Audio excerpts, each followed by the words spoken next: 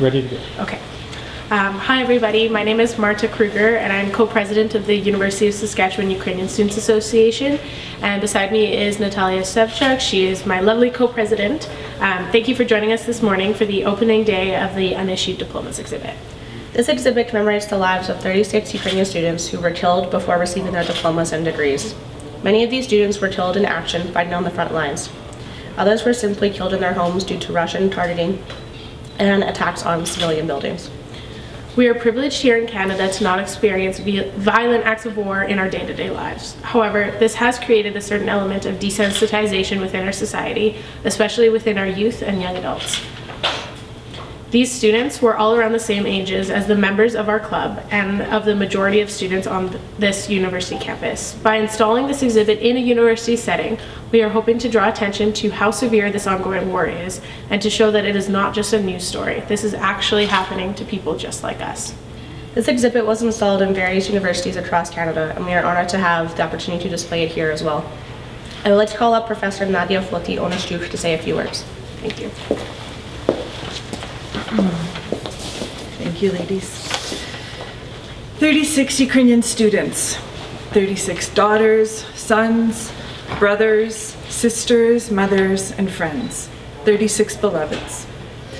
Hearing about the plans for unissued diplomas a few months ago, I honestly didn't know how we could bring this exhibit to the U of S, but I knew that we had to try because the very concept of it left me in tears.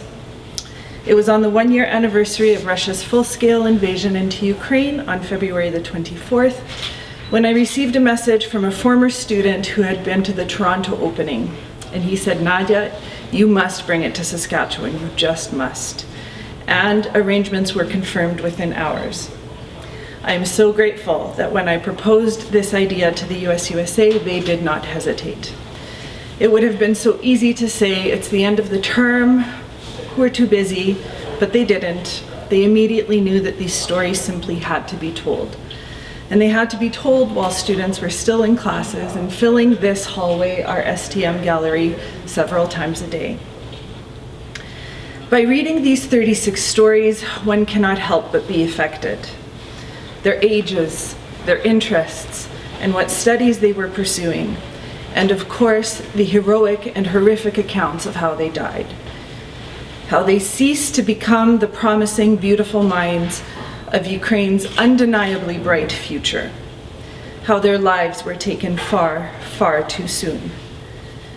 By reading these 36 stories, we are reminded of the very real toll of this ongoing war, affecting not just those engaged in defending Ukraine on the front lines, but also those in locations far from them.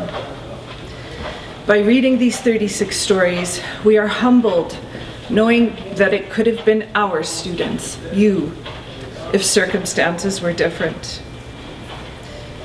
And most shockingly still, by reading these 36 stories, we realize that these precious lives were taken for no other reason than the fact that they were Ukrainian.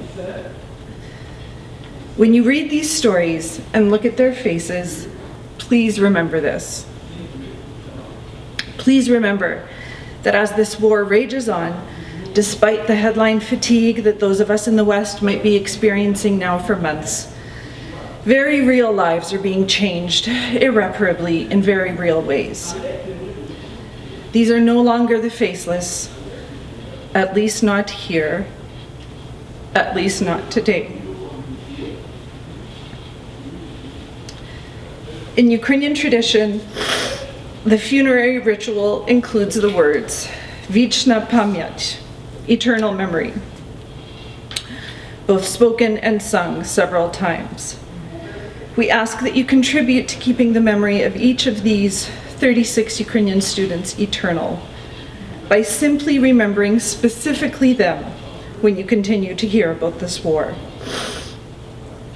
by sharing their stories, and by allowing them to enter your hearts and your minds, if but for a moment. May their memory be eternal. Vichna im pamyat. Father Andre, please. В ім'я Отця і Сина і Святого Духа. Амінь. Let us pray. O Lord our God and God of our salvation, who alone work wonders, look down with mercy and compassion on your humble servants, and have mercy on us and on the land of Ukraine. You who change the hardened heart and break the power of violence, we entrust the people of Ukraine to you. Protect them in this time of peril. Let them know not death, but life, not slavery, but freedom. As we gather today in our peace and abundance, let us remember those for whom peace and abundance are only a hope or a wish.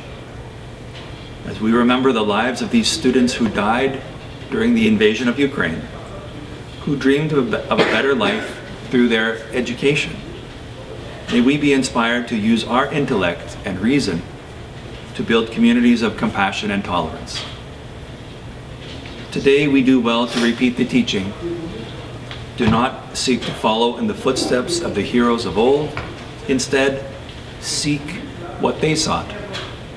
In the end, it is a vision of something beyond the human that truly inspires us.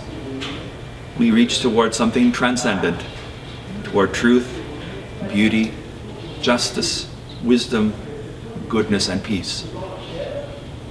In blessed sleep, grant eternal rest, O Lord, to your ever to be remembered servants, and make their memory everlasting. Wieczne pamięć. Slava Zizuristu.